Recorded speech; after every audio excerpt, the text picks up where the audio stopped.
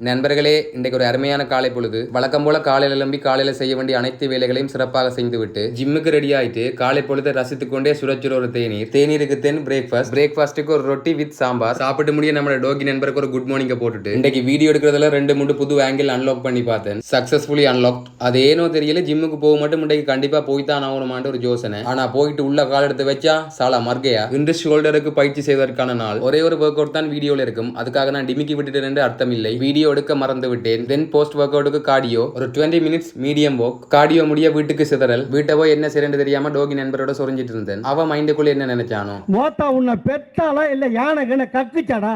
அதுக்கு பிறகு லஞ்சுக்கு 2 முட்டை வித்தவுட் ஆயில் லைட்டா ஃப்ரை பண்ணிட்டு, நண்பர்களே நான் மதியத்தில் ரைஸ் சாப்பிடுவதில்லை. அது இப்ப இல்ல, சின்ன வயசுல இருந்தே பழகிட்டு. சாப்பிட்ட கையோட சுவையான ஃப்ரெஷ்ஷான மாம்பழங்கள். அது ஏன் ஃப்ரெஷ்னு சொன்னானண்டா, எங்கள் வீட்டு மரத்தில் பறித்தவை. அது முடிய ஒரு 3 மணித்தியாலத்தை அப்படி இப்படி ஓட்டிட்டு வெளியில போறதுக்கு கிளம்பிட்டேன். நாளைக்கு வீட்டுல ஒரு நிகழ்வு. அதுக்கு மிளகாய் தூள் திரிப்பதற்கு மில்லுக்கு போக வேண்டிய தேவை. நானும் உடனே முடிஞ்சிடும் பார்த்தேன். ஆனா 1 hour கழிச்சு வர சொன்னதால நேரா ஸ்பொட்டுக்கு போயிட்டேன். இன்னைக்கு நண்பர்கள் ஒருத்தரும் வரவில்லை. எந்த டோலியோட இங்க சுத்துறாங்களோ சரின்னு யூஸை குடிச்சிட்டு நேரா வீட்டை வந்துட்டேன். வீட்டில் நாளை நிகழ்வுக்கான வேலைப்பாடுகள் நடந்து கொண்டிருந்தது. அதுக்கு சில பல உதவிகளை பண்ணிட்டு சாப்பிட்டு தூங்கிட்டேன். அப்புறம் என்ன, நாளைக்கு பார்ப்போம்.